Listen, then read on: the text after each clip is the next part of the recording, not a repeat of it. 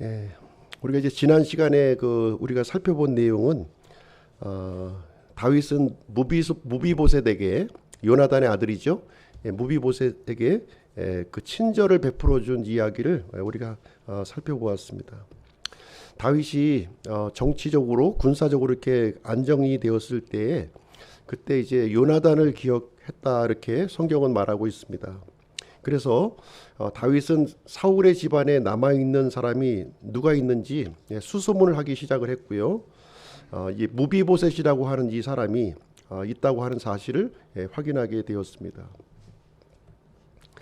그래서 다윗은요, 이 요나단과의 언약을 기억한 거죠. 요나단과의 언약을 이제 기억해서 이 무비보셋에게 친절을 베풀어 주었습니다. 어떤 친절을 베풀어 주었냐면 이 무너진 사울의 가문의 그 명예를 회복시켜 주었어요. 그리고 재산을 다시 되찾아 주었고요. 뿐만 아니라 왕의 가족으로 이렇게 받아들이는 일을 해 주었습니다. 다윗의 이 친절은요, 무비보셋에게만 이렇게 국한된 것이 아니었고요. 자녀들에게까지 이렇게 이어져 내려갔습니다. 그래서 나중에 이제 그 기록을 보시게 되면 무비보셋의 이 자녀들이 이 다윗의 왕국에 아주 귀하게 쓰임 받는 그런 내용이 이제 기록이 되어 있습니다. 이 다윗의 친절은 이 단순한 이 동정심이 아니었고요. 하나님의 친절이었다는 거예요. 약속에 근거해서 이제 그 친절을 베풀었습니다. 그래서 이 다윗의 친절을 이렇게 보시게 되면 참 우리 인간적인 한계를 뛰어넘는 그런 모습을 이제 보게 되는데요. 어떻게 보면 이 사울의 이 가문은 원수의 가문이죠. 그렇죠? 원수의 가문인데 그런 인간적인 원수의 관계도 뛰어넘고요. 또 무비보셋은 이제 두 발을 절었다 이렇게 얘기를 하고 있는데요. 이런 장애도 이렇게 뛰어넘은 거예요. 장애도 뛰어넘고 그다음에 이 자녀들까지 친절을 베풀었기 때문에 이 세대를 뛰어넘는 그런 친절을 보여주게 되었습니다. 그런 의미에서 볼 때 이 무비보셋의 이야기는 바로 우리 그리스도인들의 이야기다라는 것을 우리가 볼 수가 있는 것이죠. 우리는 하나님께 받아들여질 수 없는 그런 존재였어요. 그렇죠? 하나님과 원수 관계에 놓여 있었고요.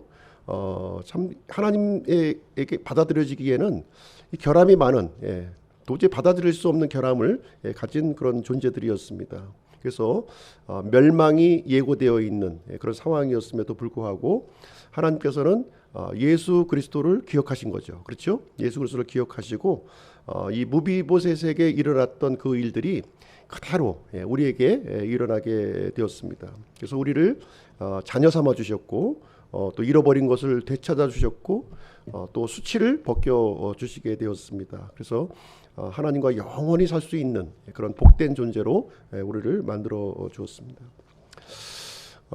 무비보셋은 여전히 다리를 절었다 이렇게 얘기하고 있죠. 우리도 마찬가지죠. 우리가 구원을 받았다고 하지만 과거의 이런 상처들 이런 것들이 다 없어지는 게 아니에요.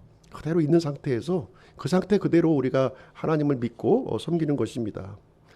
그래서 이 땅에서는 어차피 우리의 지나온 모든 흔적들을 그대로 간직한 채 우리가 살아가게 되는데요. 그러나 나중에 우리가 주님을 만날 때에는 그때는 이 영화로운 몸을 우리가 입게 될 것이고요. 모든 수치를 벗은 그런 몸으로 주님을 대하게 될 것입니다. 오늘은 이제 10장 말씀을 이제 우리가 같이 살펴보도록 하겠습니다. 이 10장을 보시게 되면 어떻게 보면 다윗의 가장 최고 이 정점의 시기로 보시면 될 것 같아요. 최고 정점의 시기에 온 것이고요. 이제 11장부터는 다윗의 이 영성이 이제 하락기로 내려가는. 이제 지금까지는 이제 상승기를 우리가 이제 보고 있는 것이고요. 이렇게 참 훌륭한 다윗이라 할지라도 11장부터는 이렇게 하락기로 내려가는 모습을 우리는 보게 될 것입니다. 잠시 10장의 개요를 좀 이제 설명을 드리면요. 이 다윗은 그 요르단 동쪽에 이제 그 암몬이라고 하는 이제 그 민족이 있었는데요. 이 암몬과는 이렇게 평화롭게 지내기를 원했어요. 예, 평화롭게. 그런데 이 암몬은 이 다윗의 이 친절을 받아들이기를 거부한 거죠. 예, 거부를 하는 바람에 이 다윗과 전쟁을 하게 되는 그런 국면에 맞이하게 되었습니다. 1차와 2차에 걸친 이제 전쟁을 일어났고요. 그래서 결국은 다윗에 의해서 완전히 이렇게 그 정복을 당하는 그런 일을 겪게 되었습니다. 그래서 다윗은 이 아브라함에게 약속하셨던 그 유프라테스 강까지 그 지역까지 다 완전히 영토를 확보를 하게 됩니다. 그래서 아브라함의 언약이 이렇게 그 비로소 다윗 때 와서 이렇게 완전히 성취를 하게 되었습니다. 1절 말씀을 한번 보실게요. 1절 말씀을 보시게 되면 이 일 뒤에 암몬 자손의 왕이 죽고 그의 아들 하눈이 그를 대신하여 통치하매. 이 일 뒤에라고 하는 이제 그 여기 단어가 나오는데요. 이 일 뒤에 이 얘기는 무슨 얘기냐면 다윗이 무비보셋에게 친절을 베푼 뒤에 이렇게 연결되어지는 문맥상 연결되어지는 그런 내용이 이제 되겠습니다. 암몬 왕 요르단 동쪽에 있었던 암몬 왕 나하스가 죽었다는 거예요. 나하스가 죽고 그 아들 하눈이 통치권을 이어받았다 이렇게 얘기를 하고 있는 것이죠. 이 그 통치권이 바뀐다고 하는 것은 중대한 변화예요. 중대한 변화를 이제 예고를 하고 있는 상황입니다. 이런 상황에서 어떤 일이 일어났는지 2절 말씀을 보시게 되면요. 그때에 다윗이 이르되 내가 나하스의 아들 하눈에게 친절을 베풀되 그의 아버지가 내게 친절을 베푼 것 같이 하리라 하고 자기 신하들의 손으로 사자들을 보내어 그의 아버지로 인해 그를 위로하게 하매 다윗의 신하들이 암몬 자손의 땅으로 들어가니. 여기 보시게 되면요. 지금 이제 그 다윗이 누구를 기억했냐면 이제 죽은 나하스 왕을 지금 기억했다는 거예요. 나하스 왕을 기억해서 마치 이 9장 말씀에서 요나단을 기억해서 무비보셋에게 친절을 베푸는 것 같이 지금 이제 이 다윗은 같은 그 맥락에서 이 죽은 나하스를 이렇게 기억을 해서 그 아들 하눈이죠. 하눈에게까지 이렇게 친절을 베풀어야 되겠다 이런 생각을 이제 다윗은 이제 가지고 있었던 거예요. 그래서 나하스의 죽음에 대해서 애도하기 위해서 그 사절단을 이제 이 암몬 땅으로 이제 보내는 장면이 이제 2절에 이제 기록이 되어 있는데요. 이 나하스는 그러면 어떤 인물이냐? 나하스는 아주 못된 인물이에요. 못된. 이 사무엘 상에 보시게 되면 사울이 이제 왕이 되기 직전에 이 암몬 왕 이 나하스는요. 기럇 여아림이라고 하는 이스라엘을 침공을 한 거예요. 그때 침공을 해서 눈을 다 빼버리겠다고 할 정도로 아주 포악한 그런 왕이었습니다. 그런데 그때 이제 사울이 나하스 군대를 완전히 이제 진멸시켜 버렸던 거예요. 그 뒤로는 그 세력이 굉장히 약화가 되었고요. 이스라엘과는 이렇게 화친 조약을 맺는 그런 이제 관계에 이제 들어가게 되었고요. 사울 때까지 계속 이어졌어요. 이 암몬과의 관계가. 그리고 나서 다윗이 왕이 된 다음에도 여전히 이 암몬과는 이 좋은 관계를 이렇게 유지하고 있어. 아마 이제 이 암몬 입장에서는 이제 조공을 좀 바쳤겠죠. 이스라엘에게 조공을 바치면서 그런 관계를 이제 유지를 했었을 것입니다. 근데 이 나하스가 죽으면서 이제 그 하눈이 그 아들이 이제 그 왕이 되면서 다시 이 조약을 이제 갱신하려고 하는 지금 이제 다윗의 지금 이제 그 노력이 여기에 이제 기록이 되어 있는 것입니다. 그래서 대를 이어서 이렇게 그 평화로운 관계를 계속 유지했으면 좋겠다 이렇게 해서 이 사절단을 파견했는데요. 이제 뜻밖의 일이 발생한 거죠. 3절 말씀 한번 보시겠습니다. 암몬 자손의 통치자들이 자기들의 주 하눈에게 이르되 왕께서는 다윗이 왕의 아버지를 존경하기 때문에 왕에게 조문객을 보낸 줄로 생각하시나이까? 다윗이 도시를 엿보고 탐지하여 함락하려고 자기 신하들을 왕께 보내지 아니하였나이까? 그래서 한운의 신하들이요, 지금 이제 그 한운에게 어떻게 보면 이제 간언을 하고 있는 거죠. 간언을 이제 하고 있는데 다윗의 그 진정성에 대해서 의심을 하고 있는 거예요. 지금 이제 다윗이 정복 전쟁을 통해서 주변 민족을 막 이렇게 이제 굴복시키고 있는 상황을 이제 보았는데, 우리도 역시 이 정복할 대상으로 삼고 있는 것이 아니냐. 아버지 나하스가 죽은 것을 기회로 삼아서 아마 이 땅을 염탐을 하기 위해서 지금 온 것이 아니냐, 이렇게 얘기를 하고 있는 내용이 되겠습니다.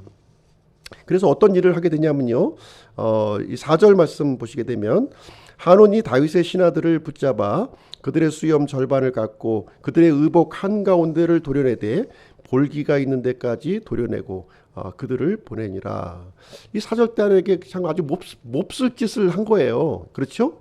최소한도 외교관에게는 일정한 어떤 예의가 있는 법인데, 수염을 절반을 잘라버리고요, 또 옷을 이제 잘라냈는데 이 볼기가 드러나도록 이렇게 옷을 드러내는 그런 수치감, 모멸감을 이 사절단에게 주었다, 이렇게 여기에 얘기하고 있습니다. 어떻게 보면 지금 이 상황은요, 선전포고를 한 거죠. 이 다윗과 한번 좀 대결을 해보자, 이런 생각을 아마 의도를 우리가 좀 생각을 해볼 수 있겠습니다. 그래서 5절 말씀을 보시게 되면, 5절, 그들이 그것을 다윗에게 고하매 그 사람들이 크게 부끄러워하므로 그가 그들을 맞으러 사람을 보내고, 또 왕이 이르기를 너희 수염이 자랄 때까지 여리고에 머물다가 그 뒤에 돌아오라 하니라. 그래서 다윗이 이제 이 소식을 들은 거예요. 사절단이 이제 이런 수치와 모멸감을 당했다는 것을. 근데 이 다윗은 이렇게 어떤 분노하는 모습을 보여주지 않고 있어요. 오히려 이 신하들을 이렇게 배려하고 이 수염이 다 자랄 때까지 좀 여리고에 머물고 있다가 이제 다시 예루살렘으로 돌아오라, 이렇게 명령을 내리고요. 또 이런 상황에서도 암몬과 좀 대결 국면으로 가는 것을 다윗은 아마 원치 않았던 모습을 여기서 보게 되는데요. 근데 이제 이어지는 내용을 보게 되면 암몬과 전쟁이 이제 발발이 돼요. 암몬과 전쟁이 발발되는데 6절 한번 보시겠습니다. 6절. 암몬 자손이 자기들이 다윗 앞에서 악취를 내었음을 보고는 암몬 자손이 사람을 보내어 벳 르홉의 시리아 사람들과 소바의 시리아 사람들 곧 보병 2만 명을 고용하고, 또 마아가의 왕에게서 1000명과 아스돗에서 12,000명을 고용하니라. 여기 보시면 이제 암몬 왕, 이제 한온이죠. 한온이 어떤 짓을 이제 하게 되냐면 용병들을 이제 모집한 거예요. 자기 스스로의 힘으로는 이스라엘과 상대가 안 되는 거죠. 그러니까 시리아 쪽에 있는 그 민족들의 에게 왕들에게 부탁을 해가지고 용병을 이제 사들이는 그런 일을 이제 진행을 하게 됩니다. 그래서 벤노업의 시리아 사람들, 그리고 소바의 시리아 사람들, 마아가 왕에게서 또 1000명, 또 아스돗에서 12,000명, 이렇게 많은 숫자의 용병을 여기서 이제 모집을 하게 되는데요. 이 역대기상 19장 6절에 보면 이제 어떤 내용이 기록되어 있냐면, 동일한 내용이 이제 기록되어 있는데, 그 용병을 사온 대가가 이제 지불됐는데, 은이 1000달란트, 이렇게 얘기하고 있어요. 1000달란트. 엄청난 돈이죠.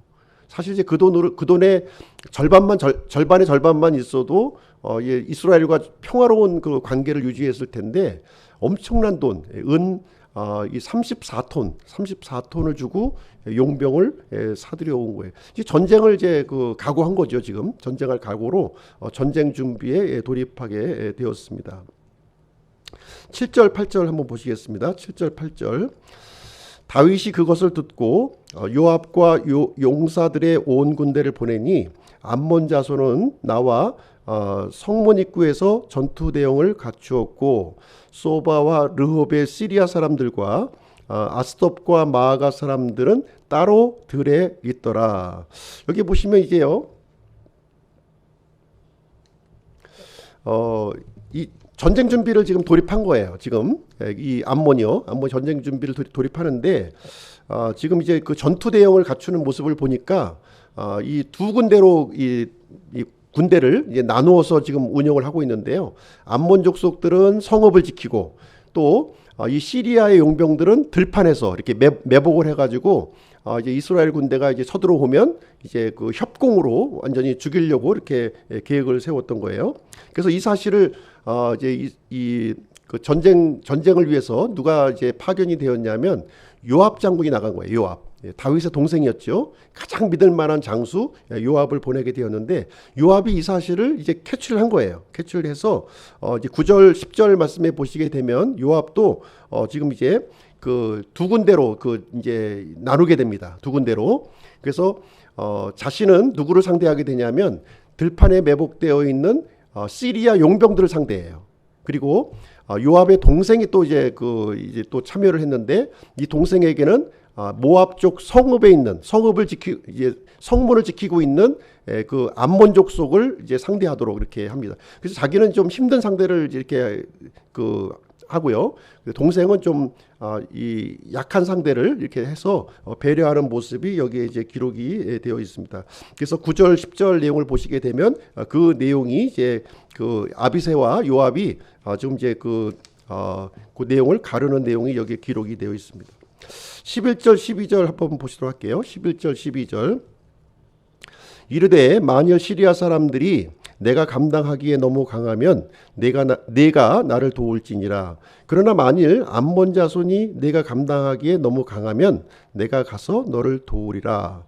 크게 용기를 내라. 우리가 우리 백성과 우리 하나님의 도시들을 위해 남자답게 행하자. 주께서 보시기에 선한 것을 행하시기 원하노라 하고, 여기 보시게 되면요, 지금 이제 그 요압과 지금 아비새, 요압과 아비새 이제 형제간의 관계라고 말씀드렸어요. 둘 다 다윗의 동생들이 누나의 동생들이에요. 누나의 동생들인데 이 형이 지금 이제 그 아비새를 이렇게 그 격려하는 장면이 여기에 기록되어 있는 거예요. 지금 만약에 이제 그쪽이 약해지면 내가 도와줄 것이고 또 내가 약해지면 네가 나를 좀 도와줬으면 좋겠다 이렇게 얘기하면서 12절에 보시면 이제 그 아비새에게 세 가지를 지금 격려하는 내용이 여기에 이제 기록이 되어 있습니다. 첫 번째 격려하는 내용이 무엇이냐면 크게 용기를 내라는 거예요. 크게 용기를 내라. 그리고 두 번째 그 격려의 말은 남자답게 행하라는 거예요. 남자답게 행하라. 전투를 앞둔 지금 상황이죠. 이 상황에서 세 번째로는 하나님께서 선한 일을 해 주실 것이다는 거예요. 우리를 위해서 해 주실 것이다 이렇게 얘기를 해주고 있습니다. 그래서 이 지금 치르는 이 전쟁은 누구의 전쟁이라고요? 하나님의 전쟁이라는 거예요. 예, 우리가 이 그 다윗의 전쟁을 우리가 볼 때 하나님의 전쟁이라고 하는 사실을 우리가 잊으면 안 된다 이렇게 말씀을 이제 드렸습니다.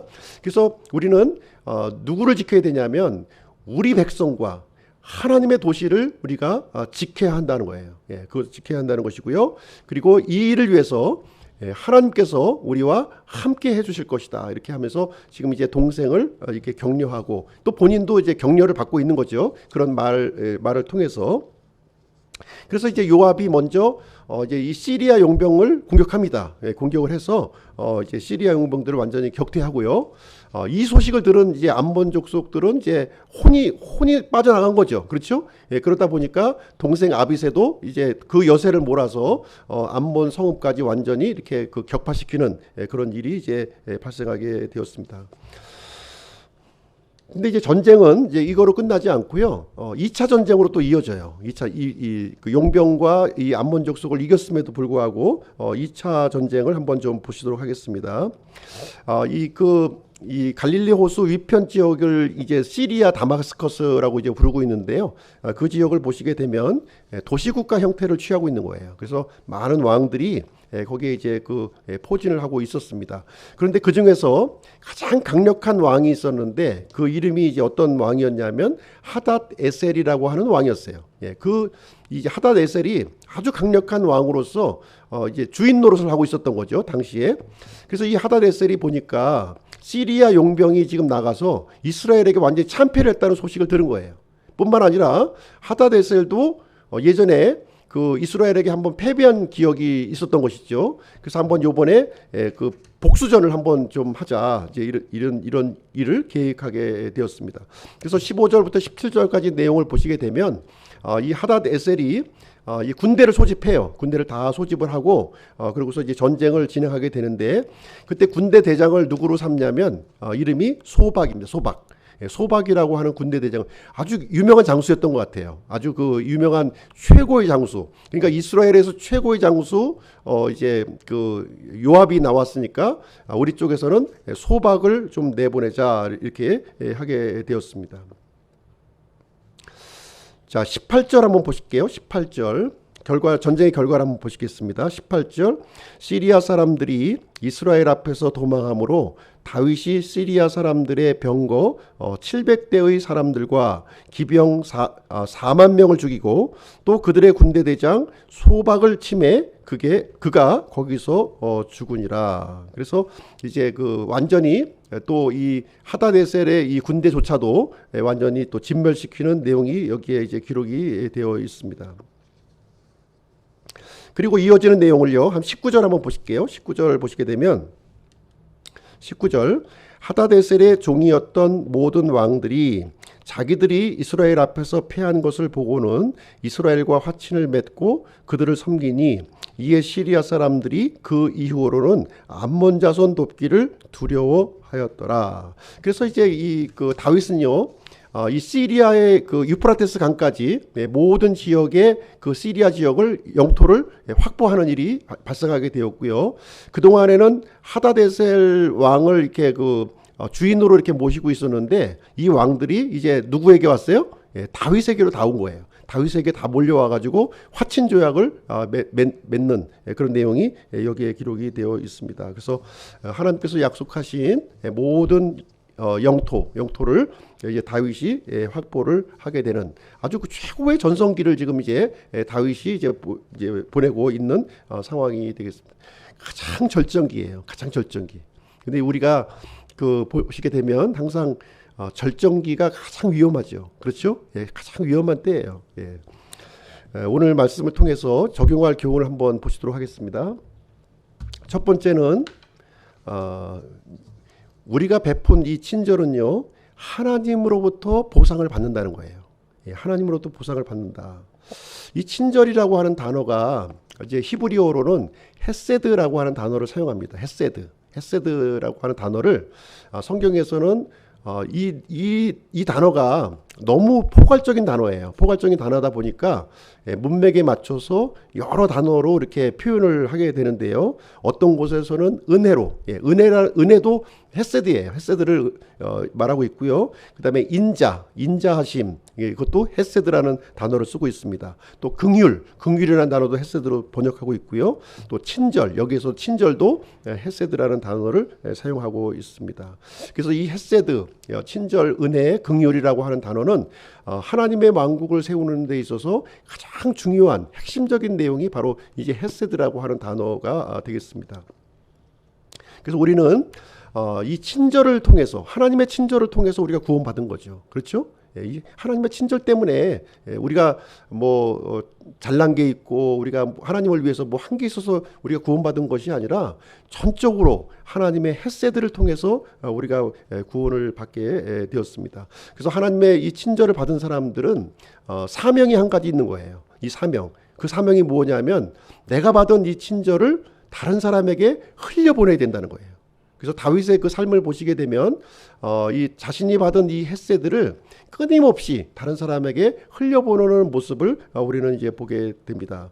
근데 여기서 이제 우리가 한 가지 좀 생각해 볼 점이 무엇이냐면, 그래서 우리 성경 말씀을 듣고 우리도 친절을 베풀잖아요. 다른 사람한테 이렇게 쭉 베푸는데 문제가 있다는 거예요. 이 친절을 이렇게 베푸는데 그 친절이 나에게 이렇게 그 돌아오질 않는 거예요. 그랬을 때 우리가 지치는 거죠. 그렇죠? 아니 내가 100이라는 것을 해줬는데 5도 안 들어와. 5는커녕 반응이 아예 없을 때도 있어요. 그러면 너무 속상한 거예요. 우리 마음이 너무 속상해. 근데 속상할 필요가 없다는 거예요. 이 하나님의 친절을 우리가 이제 흘려보냈을 때에는 그 보상이 내가 친절을 이제 베푼 그 당사자에게 오는 것이 아니라는 거예요.